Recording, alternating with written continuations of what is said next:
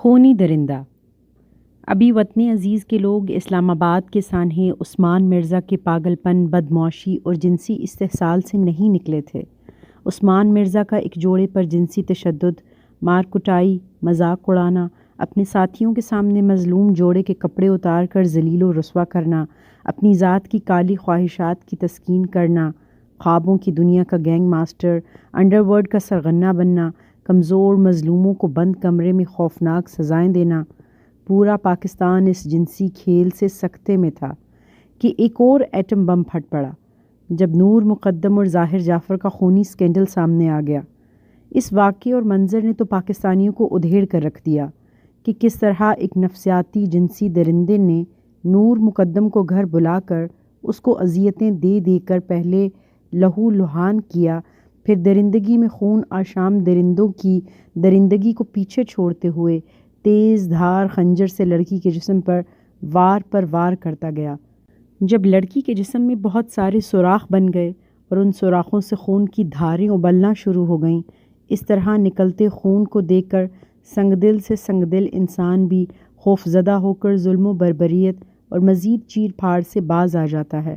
لیکن قاتل جنسی درندہ جو مغرب امریکہ برطانیہ کی اعلیٰ درجے کی درسگاہوں سے تعلیم حاصل کر کے آیا تھا، اس کو خوف یا رحم نہیں بلکہ ہر نئے زخم اور خون کی دھار کے بعد اس کی درندگی میں مزید اضافہ ہو جاتا۔ مقتول نور مقدم کو جب ملاقات کے دوران پتہ چلا کہ قاتل بے رحم اور جلاد بن چکا ہے اور وہ اس کی جان کے در پہ ہے، تو اس نے بھی زندگی کی بقا کے لیے چھت سے نیچے چھلانگ لگا کر بھاگنے کی کوشش کی، لیکن درندے نے پیچھا کیا، اپنے نوکروں سے کہا باہر کا دروازہ بند کر دو، پھر نیچے آ کر اس مقتول لڑکی کو بالوں سے پکڑ کر گھسیٹا، پھر اپنے ذبح خانے میں لے گیا۔ یہاں پر معاشرے کا بانجھ پن اور بے حسی بھی نظر آتی ہے۔ جب گھر کے ملازم نے نور مقدم کو جان بچانے کے لیے بھاگتے دیکھا، اس سے پہلے وہ چیخ و پکار بھی سن چکا ہوگا، لیکن اس میں بھی شاید انسانیت کی رمق نہیں تھی۔ اس نے لڑکی کو بھاگنے نہیں دیا، اس کا ساتھ دینا، اس کی حفاظت کرنا تو دور کی بات، ایک جان بچاتی مظلوم لڑکی جو قاتل کی بے رحم ہاتھوں سے جان بچانے کے لیے اوپری منزل سے نیچے کود پڑی تھی، صرف اس کے راستے کی دیوار نہ بنتا، اس کو بھاگنے دیتا تو نور مقدم بھی بچ جاتی، اور پورا پاکستان جس صدمے یا فالجی کیفیت سے دوچار ہے، عوام بھی اس اذیت میں مبتلا نہ ہوتے۔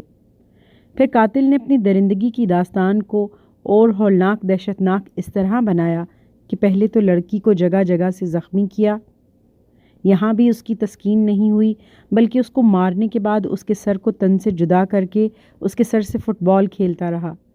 درندگی، ظلم، پاگل پن کا ایسا مظاہرہ پہلے کسی نے نہ دیکھا۔ پھر کتنی دیر خونی جنسی درندہ مردہ جسم اور اس کے کٹے ہوئے سر سے کھیلتا رہا، پھر جب تھک گیا تو اپنے دوستوں اور گھر والوں کو فون کیا۔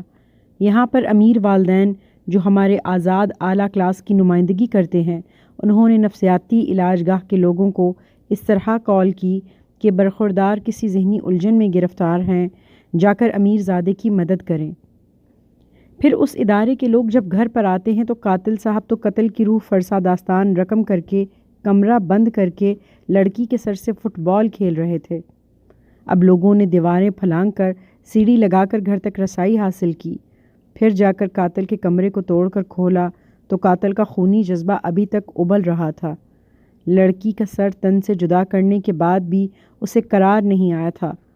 خون آلودہ خنجر ہاتھ میں لیے وہ آنے والوں پر حملہ آور ہو گیا، ان کو زخمی کرنا شروع کر دیا۔ ایک جوان لڑکی کی جان لینے، اس کا سر کاٹنے کے بعد بھی اس کی درندگی مان نہیں پڑی تھی، بلکہ وہ ابھی اور لوگوں کا خون بہانا چاہتا تھا۔ وہ تو شکر ہے کہ آنے والے لوگ زیادہ تھے، انہوں نے چادروں وغیرہ کی مدد سے اس کو پکڑنے کی کوشش کی۔ اس دوران درندے نے بھی ان کو مارنے کی پوری کوشش کی، لیکن دھینگا مشتی میں تھک کر آخرکار قابو آ گیا، تو اس درندے کو چادروں سے باندھ دیا گیا۔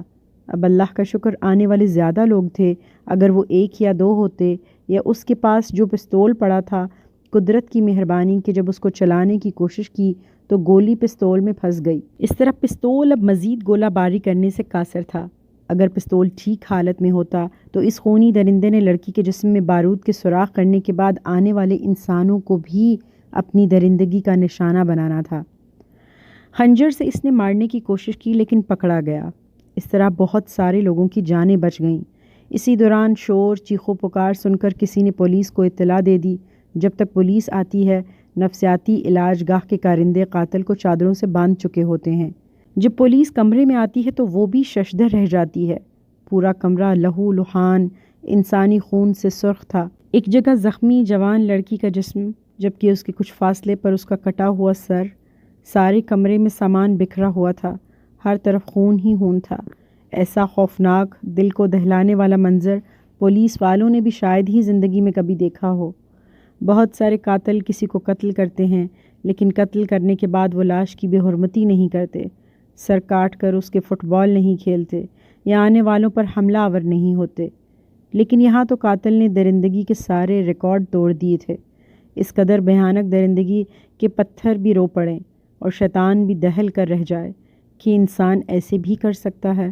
اس درندے کو جب پولیس نے گرفتار کر لیا تو بھی اس کا پاگل پن دور نہیں ہوا۔ امریکن انداز میں انگریزی بولنا شروع کر دی کہ میں تو امریکن شہری ہوں، اردو نہیں جانتا۔ ساتھ ہی یہ پاگل بن کر کہنے لگا میں امریکی شہری ہوں، اس لیے میرے پاس لائسنس ٹو کل ہے، میں کسی کو بھی اپنی مرضی کے خلاف چلنے پر قتل کر کے اس کے جسم کے ٹکڑے ٹکڑے کر سکتا ہوں۔ یہ ہمارے معاشرے کے بگڑے ہوئے امیر زادوں کا حال ہے، جو کہ والدین کے غلط لاڈ پیار اور آزادی کی وجہ سے یہ امیر زادے انسانوں سے خونی درندوں کا روپ دھار کر معاشرے کے امن کے ویری بن کر معاشرے کے سکون کو درہم برہم کر دیتے ہیں۔ ساتھ ہی موجودہ دور کی لعنت، نشہ آور اشیاء کی عام دستیابی، گولیاں، نشیلے مشروبات، جو ان امیر زادوں کے دماغوں اور انسانی سوچوں کو چاٹ کر ان کو انسان سے خونی درندہ بنا دیتے ہیں۔ دولت اور طاقت کے بل بوتے پر ایسے بگڑے امیر زادے پھر معاشرے میں اپنی منمانی کرتے نظر آتے ہیں۔ جو ان کی بات مان لے وہ تو ان سے بچ جاتا ہے، جو ان سے اختلاف یا انکار کی جرأت کرے ان کے نازک طبع کو ناگوار گزرتا ہے۔ پھر یہ دن رات نفسیاتی سوچوں میں غرق انکار کرنے والے کے لیے سزا کا تعین کرتے ہیں، پھر اس کو مار کر دوسروں کے لیے نشان عبرت بنانے کی کوشش کرتے ہیں۔ اس قاتل نے ارباب علم و دانش اور نفسیاتی معالجوں کو ہلا کر رکھ دیا ہے کہ کس طرح ایسے درندوں کو لگام ڈالی جائے تاکہ پرامن معاشرہ ایسے درندوں سے محفوظ رہ سکے۔